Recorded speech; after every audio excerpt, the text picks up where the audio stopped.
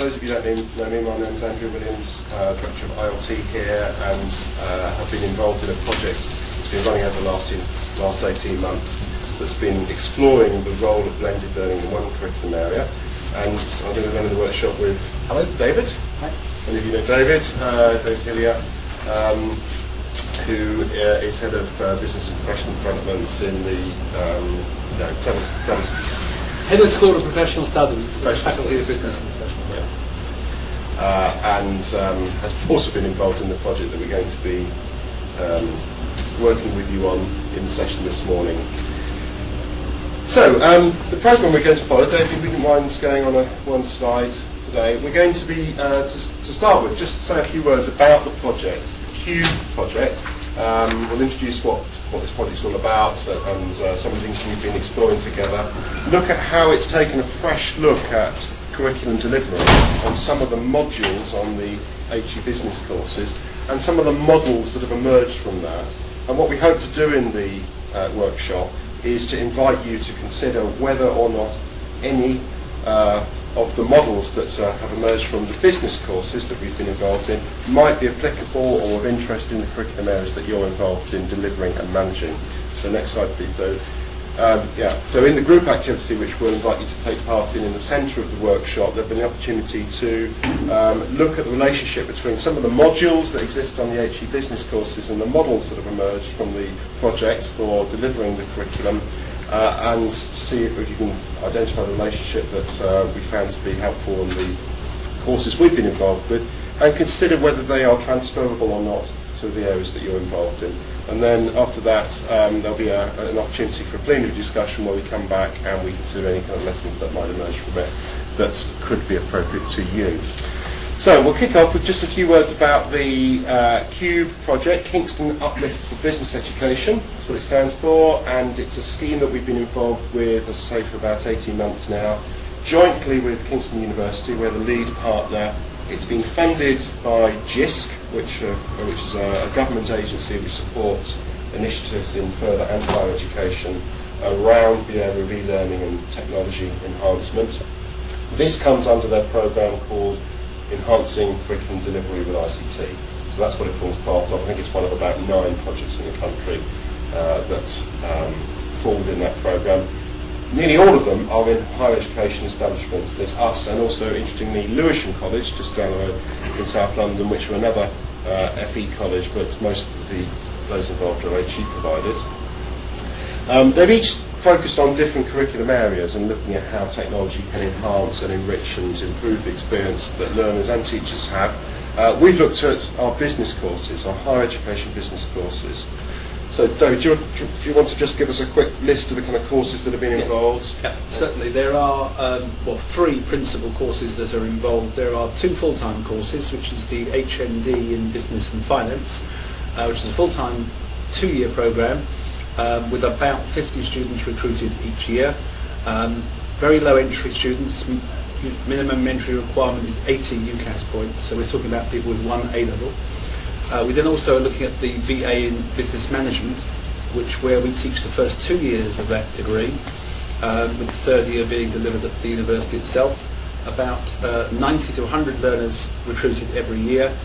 They are doing exactly the same course as the students at Kingston Business School, but again arrive with lower entry points. There's 160 UCAS point entry, whereas at the university it's 280.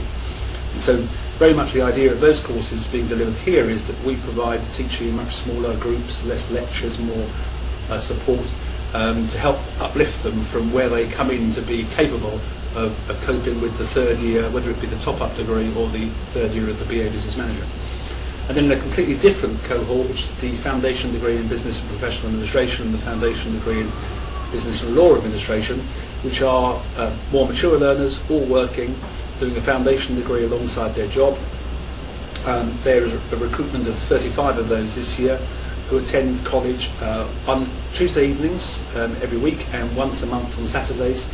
And their objective was to be a foundation degree after 2 years, and many of them move on to the top-up degree at the university itself in the 3rd year. So 2 quite different cohorts, different challenges. The full-timers, in honesty, we have challenges about engagement, involvement and attendance, and obviously academic ability for what they're being asked to do.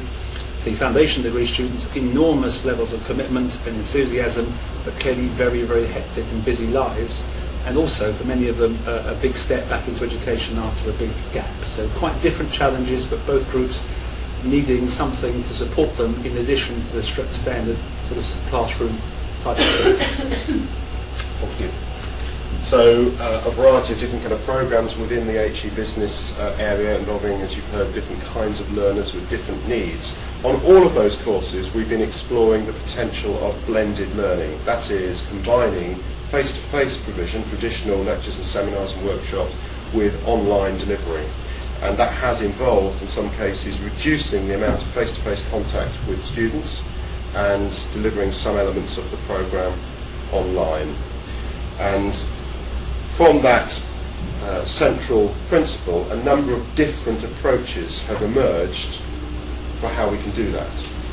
So instead of just bolting on online delivery on top of a traditionally delivered module, we've been actually looking quite carefully at how that mix, that blends, that kind of schedule or pattern of combining online and face-to-face provision can best work in each of the different areas of those courses that have been involved. And a number of different models have emerged which we think fit quite well the different areas of the courses that we've been looking at. And as I said at the beginning, one of the things we want to do in this workshop is to show you those models and invite feedback on whether any of them might be appropriate in areas that you're responsible for. Are they transferable from the business curriculum area to other subject areas, in other words? I think one of the major challenges for us was that we were conscious of that with our full-time cohort, that if we actually, the danger was we still want them here in attending lectures and seminars. The foundation degree students, although they're very constrained in time, they enjoy the collaborative learning. So we didn't want to replace the face-to-face bit. If you like, it's augmentation, doing it in different ways, and that's a key principle of what we thought. And hence each module, as Andrew's described, is different the way it's done because of the demands of the module or whatever, the demands of the cohort, and the different way of blending. So I think that the blending is the key issue, isn't it? We'll see how that blend works now. So the next few slides will introduce the kind of framework from which the models have been developed. So we've looked at a very, very simple way of representing the curriculum. This, I hope, would be intelligible and useful in any curriculum area. It's not business specific and it's not necessarily pertaining to blended learning as such. We've looked at kind of three different axes or dimensions to the way in which the curriculum is structured, which will be very familiar. Obviously, all of us are involved in preparing schemes of work for our modules, week by week schedules, starting with week 1, going through to week 11 or how many weeks there may be in a module. And we would traditionally represent those as kind of rows on a table. So that's kind of one dimension that we're all familiar with. Of course, within a given week on many modules you'll have several different sessions. That they could be lectures, seminars, workshops, practical activities, laboratory sessions, tutorials, a whole variety of different forms of contact that we have with our students. So the sessions here, session 1, 2, 3, up to however many you've got, session N, would be those bits, chunks of guided learning hour contact. So each session would be some episode of interaction between the teaching team and the students. May or may not involve face-to-face contact, but these are scheduled sessions within the learning program we're talking about. So you've got weeks in the module, sessions in the week, and then another kind of dimension is what you do with that time and whether the principal focus is on teaching, so these are tutor-directed activities, a traditional lecture for example, learning activities, which might be activities in a seminar where the kind of learners are very much the focus of it, or it's an assessment activity. Now, of course, within any session, there's likely to be a blend of all of those things. So this is a very simplified way of representing the dominant activity that's taken place within a particular session, teaching, learning, or assessment. And we could argue one of the limitations to the model is that it rather crudely represents those activities, but we still think that it's nonetheless useful to kind of think of those three broad categories of activity. So if we combine them all together, those three axes, and we can go on to the next slide please, we've got a kind of a cube-like representation of the curriculum. So the front face of the cube, if you like, you can think about it as the kind of scheme of work, the kind of weeks in the module versus the sessions. Each of the kind of rows at the top, the different activities that take place within a session would be like a lesson plan, and then the whole thing, I suppose, would be like the module handbook. It's containing all the information that describes the way in which the curriculum is delivered.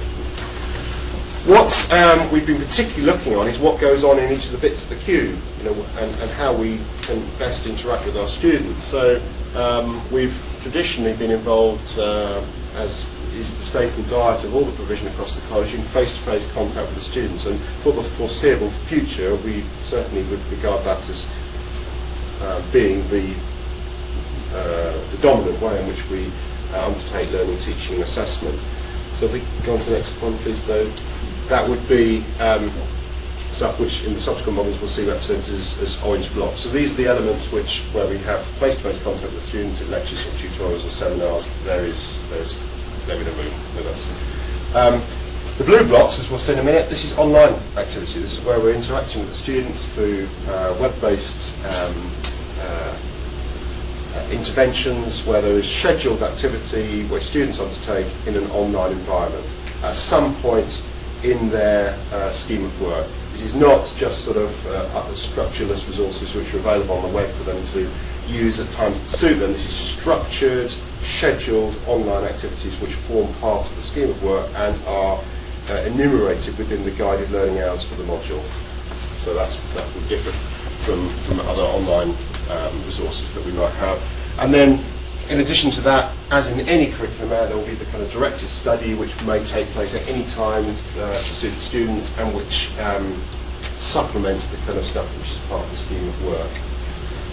So, different modes of delivery, we've put all that together, and what has emerged for us is a number of different models for the different modules. So, in a typical curriculum area, if you're designing that, there will be a whole variety of different approaches that might be taken. Face-to-face delivery, combined with ordinary directed study, would give us the traditional model. You can see at the top, basically orange blobs. If we add some online element to that, so some bits of the provision, be they teaching, learning or assessment, at some point during the scheme, if those have been added, then blended learning approaches are emerging. So what we'll look at now is some different approaches that have emerged for 7 different areas of the HE business curriculum. The first approach is a model that has been used in one particular module, where some of the teaching, it's in this sort of first part of the cube, if you like, the bit that's nearest to us, which you remember is a teaching focus. The first session per week, it's the blue column on the left-hand side in front of the cube, is delivered online. So the students are expected, they're required, to engage in an online activity before they meet their tutor that week. So in that particular model, the focus is on preparing students for face-to-face interactions through their use of online resources. And the resources they've been using have been online, have been podcasts which have covered the key content in a particular module, and those have been referred to in the lecture that the students have each week. There is an expectation the students will have digested that material. They will be expected to have become familiar with the concepts that the podcast resources address. So that's one way in which we can introduce blended learning. Another approach has involved the students and the tutor working together in face-to-face sessions during a module towards the beginning of the week, and then as a post-lecture and also a post-seminar activity, the learners are required to kind of summarise the key understanding that has emerged for them in their learning that week and collaboratively post summaries of that understanding to a discussion board. So it's very much a reflective activity which is designed to take place online after the face-to-face contact, which is why it appears in this part of the cube, and why we've also included it in the second slice, if you like, because it's really a learning-focused activity. The learners are in charge of that. They're not being given content to digest. They're being given an activity which they're expected to engage with, which is requiring of them reflection and analysis of the concepts that have been delivered during the week. So that's another model. A third model, which has been applied in one of the modules on the business course, has been a complete integrated, what we're calling a kind of an online weekly learning unit, where there's a where there's an online introduction to the face-to-face contact, and then there's an online summary activity which the students are expected to engage with. All of the elements of that weekly episode are delivered using electronic tools. The bookends before and after the face-to-face session are accessed in an online environment. The session in the middle is delivered in a face-to-face environment. So that's involved quite a reduction in the face-to-face contact between the students and the member of staff delivering the module. And we talked with our teacher ed team about that, so that sort of built around the idea of the cold learning cycle, the concrete experience being the orange block, the reflection and the preparation, stuff like that. So it was our first attempt, I think, actually. Yeah, that was the first approach to blended learning that emerged from it, and other models have come. A different model altogether has been applied in this case. This is where there isn't a particular attempt to integrate the online element into the scheme of work. A freestanding online toolkit has been provided which covers a discrete section of the material that module addresses. So it's a module which lends itself to being divided up in that way. Not all modules do, this one does, and some of the resources, teaching materials, learning exercises and assessment tasks for a particular chunk of a module that lends itself to being hived off and delivered in a separate way is presented as part of an online toolkit within the virtual learning environment that students have access to, which incidentally is Kingston University's study space. So that's a different model again, a self-contained, freestanding online toolkit. It's introduced in week 1 and then they can access it throughout the module. Here's another approach. Again, a different module has adopted this model. The students are engaged in an assessment activity which they are obliged to work on collaboratively in small teams. So it's a kind of peer assessment task. They are expected to use a combination of kind of blogs and wikis to do this. They have to collaborate with each other. The assessment activity is introduced at the beginning of the module and it runs right through the module, and that then contributes to their final module assessment. So it's an element, it sits in this back slice of the cube because it's to do with assessment, and it runs right the way through the duration of the module. But again, it has involved a reduction in face-to-face contact time. Okay, 2 more to show you. This approach, represented in this diagram, involves slicing the module up by weeks rather than by sessions in all the weeks. So what we've done here is we've taken the scheme of work and suspended face-to-face contact with students for a period of time. For 2 weeks, students don't see their tutor. They are expected to engage in a creative activity, which they do through the use of electronic collaboration tools. There is no face-to-face teaching during that period within the module. So instead of taking the sessions in a week and looking at how you can change those, this is another way of blending. It's a different model that has been adopted. And the last and probably the most dramatic re-engineering of the delivery of one of the modules on the HE Business programme has been to pretty much suspend all face-to-face tuition. It was a module that really presented a lot of difficulties in terms of attendance.